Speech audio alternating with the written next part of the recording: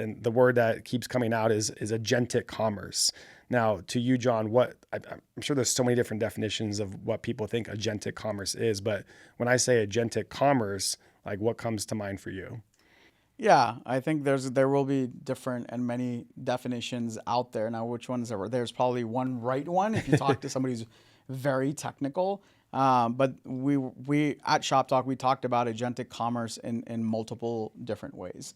There, so agentic commerce is basically the idea where agents are out there that whether it's us with our agents, AI agents that are able to shop for you, right? So like an example of something you might have seen is like the big ChatGPT talk right now is where you're on your ChatGPT profile and you're essentially sort of typing something like, hey, I need a new camera, and you know your chat GPT is like, oh, here are some options. And it turns agentic when you're like, okay, go out there and find me the best camera for the best price that does these three things. And now chat GPT is going out there sifting through the internet or whatever it's looking at to try to find exactly what you need. And now it's crawling all these sites and it's kind of being your agent, and it's doing this on behalf of you so you don't have to do it. So you could literally type that and go back to cooking, right? Or you could type that and go back to your laser. And now it's working for you to make that decision so you don't have to go on Amazon,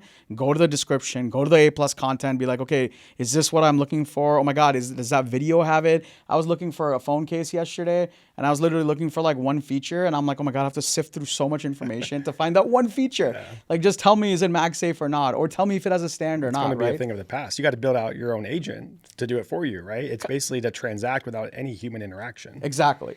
And it gets even more serious, and this is more on an advanced.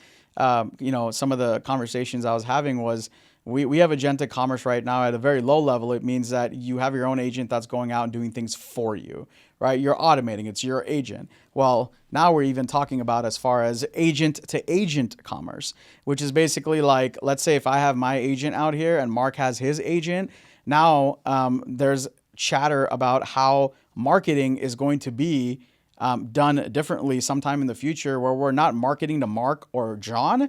You're actually marketing to the agents because they're the ones out there looking for you. So I think there's different levels of it, but agentic commerce was definitely a big chatter. However, I definitely feel and I definitely think that I think there's a lot of chatter.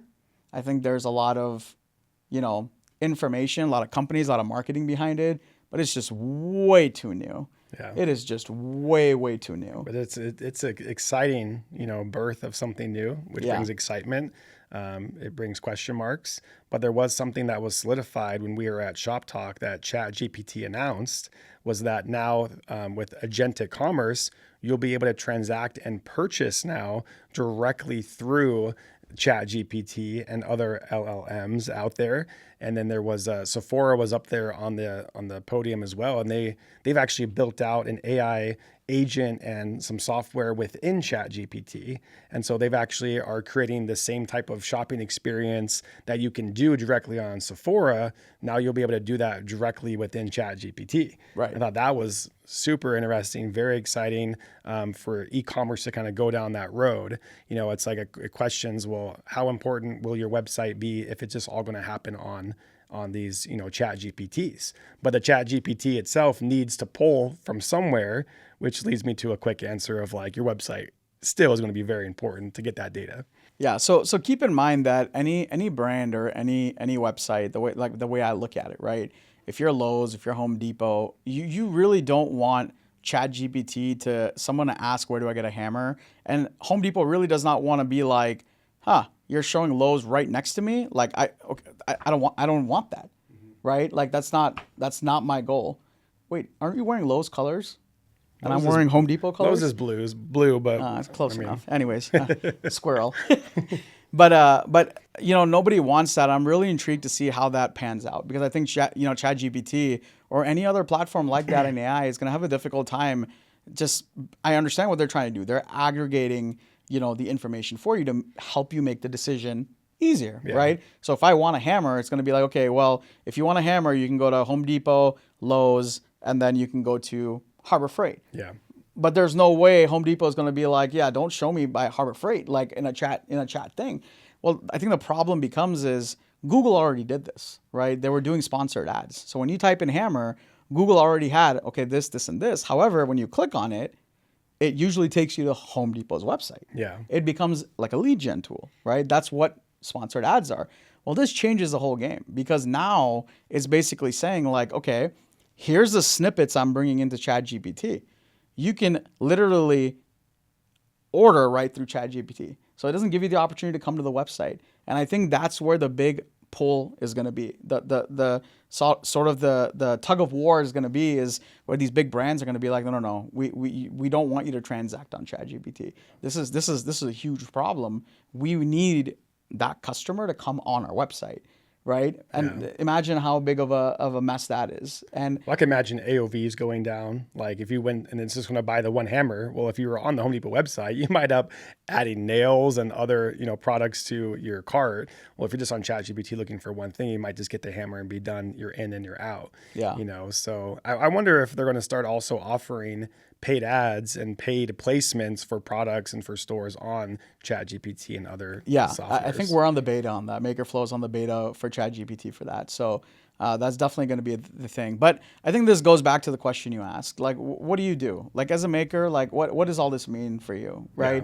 Yeah. This is all great. I think we heard a lot of things, saw a lot of things, but I would love to give sort of like our thoughts on, where things are going to go. Because, guys, one thing that we did feel at Shop Talk, even from the big companies, is even they don't know.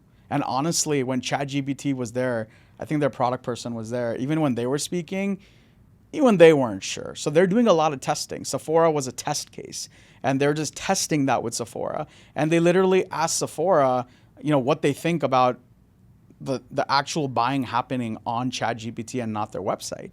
And they were basically saying that, well, it's a new age of tech, and this is something that they're testing with ChatGPT. So it doesn't mean this entire podcast might not age well by next year because things might change so much, right? Yeah. But if you are a maker, do understand that when somebody now types in, maybe in 2 months or 3 months or 4 months, let's say if this agentic thing ends up happening and ChatGPT is the leader in showing, the best option for a buyer on ChatGPT. So Mother's Day, Father's Day is coming, and you're just like, usually guys, we're terrible at creative ideas, right? Yeah. So you might just go to ChatGPT and be like, hey, my dad loves U of A, and I would love to get him a unique gift. I've gotten him like a basketball, a net, a this and a this and a this. Can you go out there, look for me for a very unique product in this price range and tell me what it is? Yeah.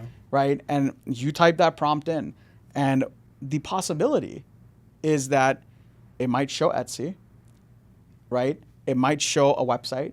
It might show another marketplace. It might show Walmart, Amazon. It could show many different things. It's going to do the best it can to read that prompt and provide the best action. Now, as a maker, if you want to be shown on that commerce, on that ChatGPT platform, the first thing you have to work on is getting your brand right. You got to get your branding right, which means your logo. You got to get your photos right. You got to get your product descriptions right. You got to get just the basics and the foundation down. The second thing, according to me, is either have a website and make sure it's optimized. You got to find the right person that can optimize for LLMs, which is called AEO and GEO. You want to make sure you find somebody that truly understands that and that builds your website for that. Now, we have someone that we partner up with. Their name is SNA Digital that we use, and they're the ones that help us with that, and they help in the maker community. So that's someone you can use or find your own person. However, if you don't want to go to the route of a website, then the advice is that if you're on a platform like Etsy, or if you're on a platform, like maybe Poshmark, eBay, Amazon, make sure that you understand how to do your titles, how to do your descriptions, how to do your SEO on those pages, and optimize that to the best of your capability, because that is what is gonna basically help you get on ChatGPT as an answer. And I think that's going to be super integral in the future. So you got to have a presence, otherwise you're just not going to exist. And I think that's the big takeaway that I had, because the way that these folks are from the agentic side and the AI and generative side even, the way that things are going is big brands are really leaning on it. And if search changes, meaning that you're not Googling anymore as much, and if you're on social media on ChatGPT, Perplexity, Cloud, and all these other platforms, and if your basic business has always relied on Google, you'll slowly start seeing traffic dwindle, and you don't want that to happen. So my big takeaway from, where is it AI today? Start working. AI is at a point where even they're not sure, but what I can tell you is work on your branding, your website, or if you're on a sales channel, make sure that you're as optimized as possible.